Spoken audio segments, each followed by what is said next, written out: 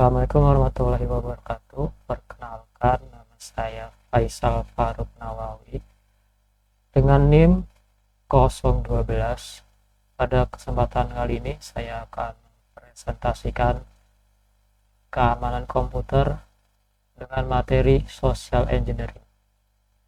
Oke, pada penyampaian materi kali ini kami memiliki 6 struktur. Yang pertama adalah terminologi, kedua jenis-jenisnya, lalu ada contoh kasus, ada software hardware yang digunakan, pencegahannya, dan juga referensi yang saya dapat.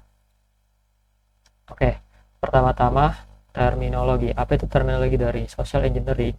Jadi social engineering merupakan ancaman yang sering diabaikan namun dapat dieksploitasi setiap saat untuk mengambil kesempatan dari adanya kelemahan di dalam sebuah jaringan keamanan, yaitu manusia atau pengguna dari sistem itu sendiri. Jadi social engineering itu semacam psikologisnya ya, yang psikologis dari manusianya yang sebagai ancamannya. Jadi di mana dari dulu manusia atau pengguna dianggap sebagai bagian terlemah dalam sebuah keamanan jaringan. Seperti yang juga dikemukakan oleh Profesor Richardus Eko Indrajit, Kepala ID CIRM, bahwa dalam dunia keamanan jaringan ada prinsip yang berbunyi, kekuatan sebuah rantai tergantung dari atau terletak pada sambungan yang terlemah. Atau dalam bahasa asingnya, the strength of a chain depends on the weakest link. Di mana dalam berbagai buku keamanan jaringan juga selalu mengemukakan bahwa people is the weakest link, atau manusia adalah komponen yang terlemah. Jadi para kriminal dunia paham betul bahwa sehingga kemudian mereka mulai menggunakan suatu kiat tertentu yang dinamakan sebagai social engineering untuk mendapatkan informasi penting dan krusial yang disimpan secara rahasia oleh manusia itu sendiri. Lalu apa itu jenis-jenisnya? Jadi di sini jenis-jenisnya ada dua. Yang pertama adalah berbasis interaksi sosial dan yang kedua adalah interaksi komputer. Nah, yang pertama ini contohnya yaitu ada interaksi sosial. Sebagai contoh, kedok sebagai user yang sah. Jadi di sini contohnya dengan mengaku sebagai rekan kerja dari departemen yang berbeda. Seorang wanita menelepon staf junior teknologi informasi sambil berkata, "Halo, ini Iwan ya. Wan, ini Septi dari divisi marketing. Dulu kita satu grup waktu outing kantor di Cisarua. Bisa tolong bantu riset passwordku tidak? Dirubah saja menjadi tanggal lahirku. Aku takut ada orang yang tahu passwordku sementara saat ini aku di luar kantor dan tidak bisa merubahnya. Bisa bantu gak ya?" Jadi sang junior yang tahu persis setahun yang lalu merasa berjumpa Septi dalam acara kantor langsung melakukan yang diminta oleh Septi tadi tanpa melakukan cek dan riset. Sementara kriminal yang mengaku sebagai Septi mengetahui nama-nama terkait dari majalah dinding atau yang lainnya yang dipajang di lobi perusahaan, dan nomor telepon Iwan diketahuinya dari satam atau resepsionis. Terus jenis yang terakhir adalah interaksi komputer.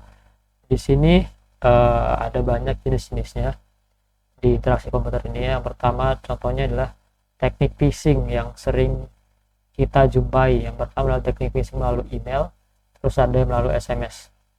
Terus di sini contohnya salah satunya adalah email. Di strategi ini adalah yang paling banyak dilakukan di negara berkembang seperti Indonesia. Biasanya si penjahat menyamar sebagai pegawai atau karyawan sah yang merepresentasikan bank dan lainnya.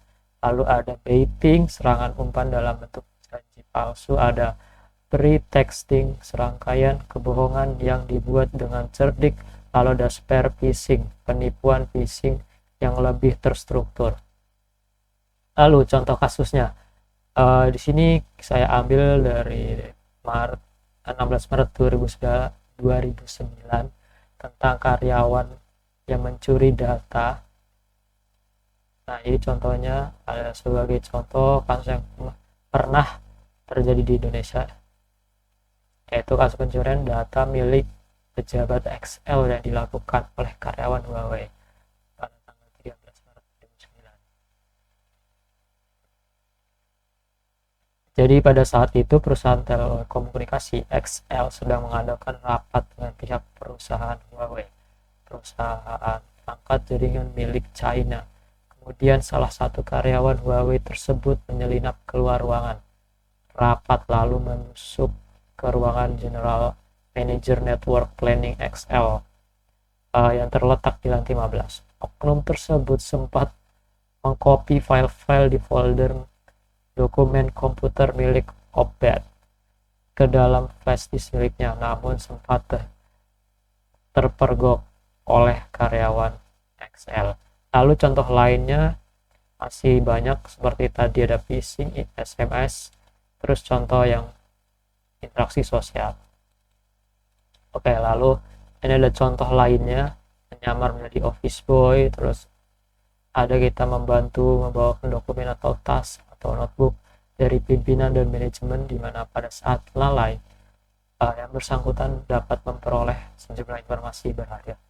Terus bisa melalui chatting dengan menggunakan situs sosial networking seperti Facebook, Instagram, Twitter, dan diskursus dan komunikasi yang pelan-pelan mengarah pada proses penelanjangan informasi rahasia.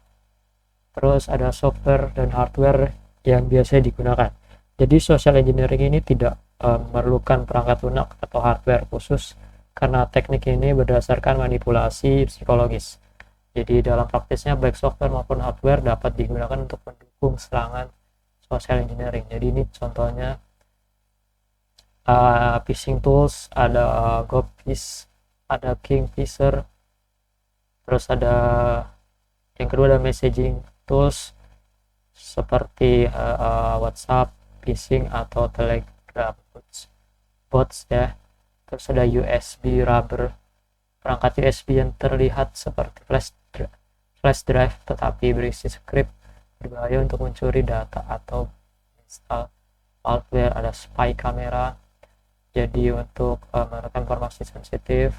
Ada wifi pineapple, perangkat untuk menyerang jaringan wifi dengan melakukan man in the middle attack, sering digunakan untuk mencuri kredensial login atau data sensitif lainnya. Terus jadi bagaimana cara mencegahnya? Jadi ada banyak cara mencegahnya. Yang pertama adalah selalu hati-hati dan mawas diri atau waspada dalam melakukan interaksi di dunia maya maupun di dunia nyata.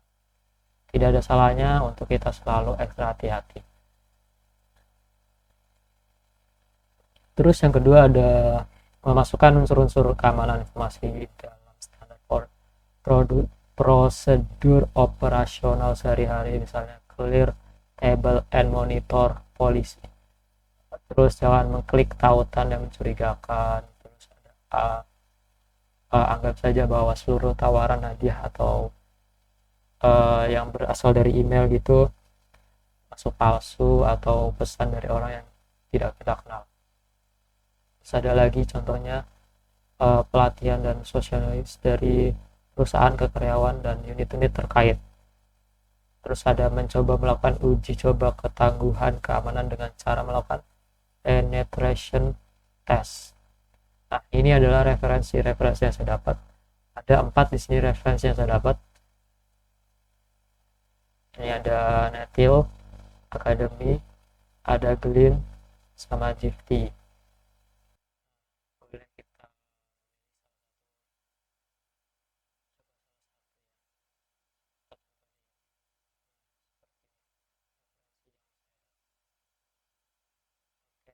Seperti itu.